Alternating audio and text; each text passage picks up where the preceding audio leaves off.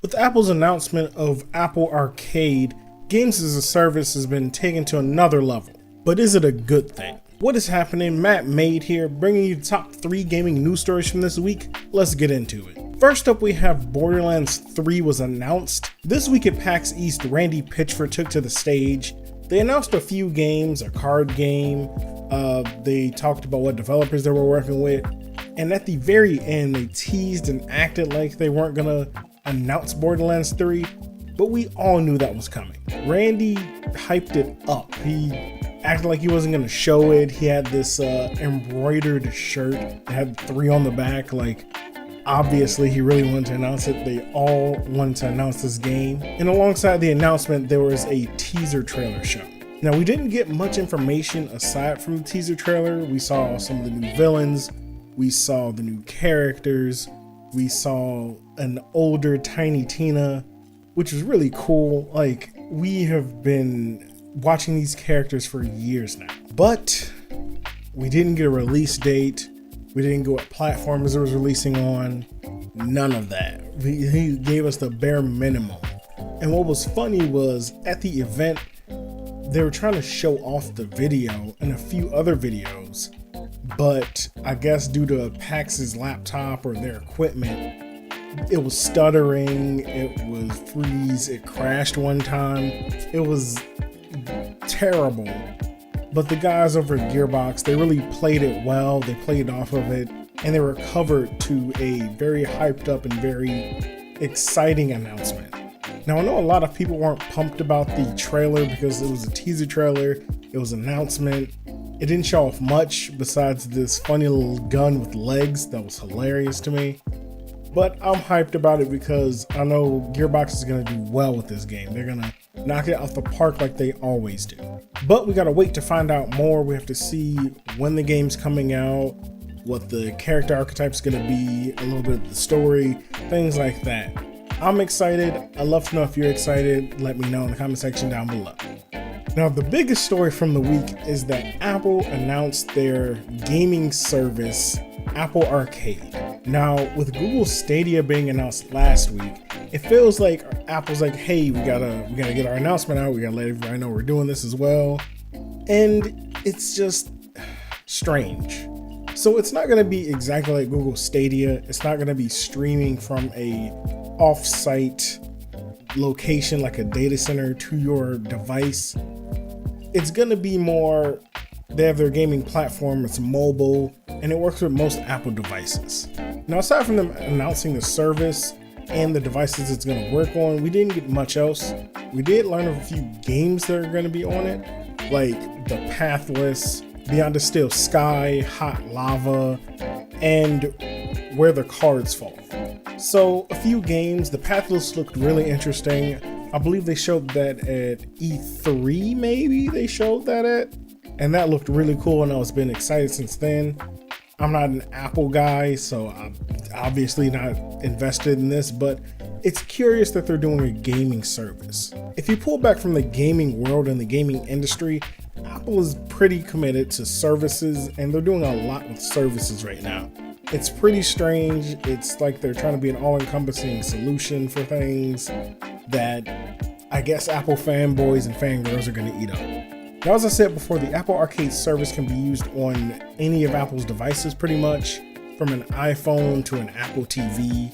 So, like Stadia, it has a all-encompassing gaming environment, so you can go from your iPhone to your iPad to your, I don't know, Mac. I guess it is iMac, right? I don't know. I'm really out of my depth when it comes to Apple stuff.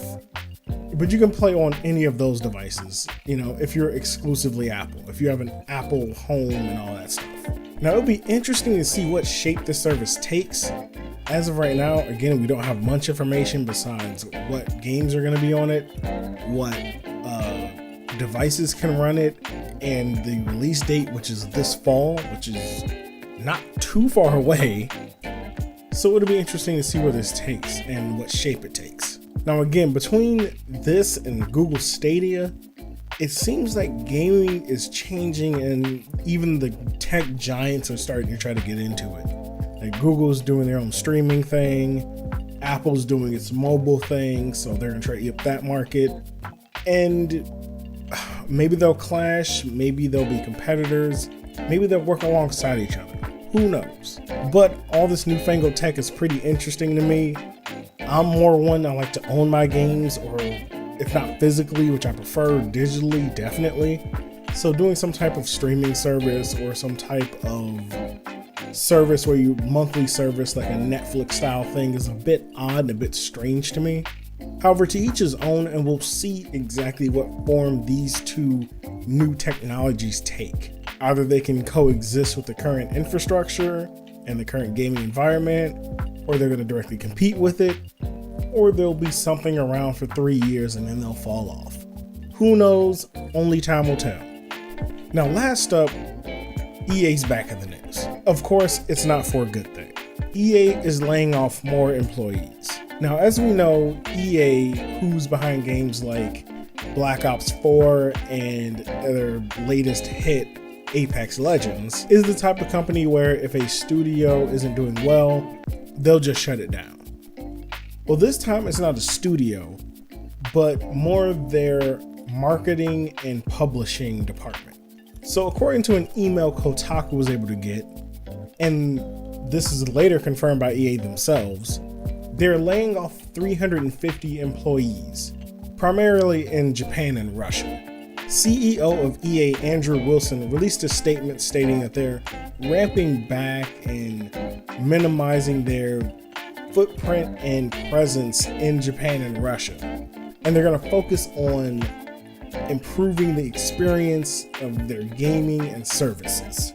If that's not business mumbo jumbo about, hey, these weren't doing well, so we fired everybody there, I don't know what else is.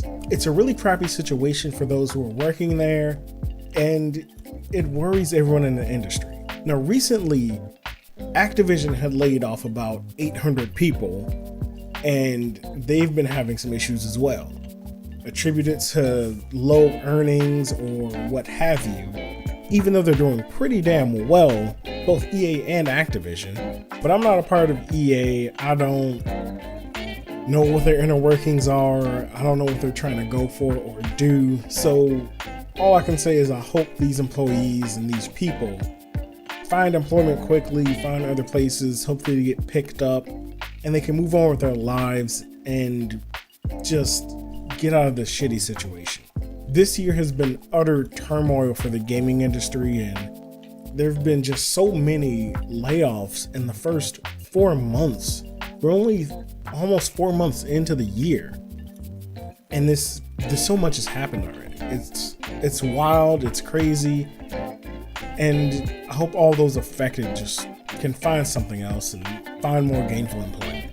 If you see any of these employees on Twitter or any social media, just try to give them a signal boost, retweet, share, like, something. Just try to help these guys out. I know I definitely will, and I hope you do the same. But that brings us to the end of today's show. Leave a comment down below letting me know your thoughts on one or all of these stories. And don't forget, if you're a fan of gaming, consider striking that subscribe button and hitting the bell. This is Mattmade, and I will see you Monday.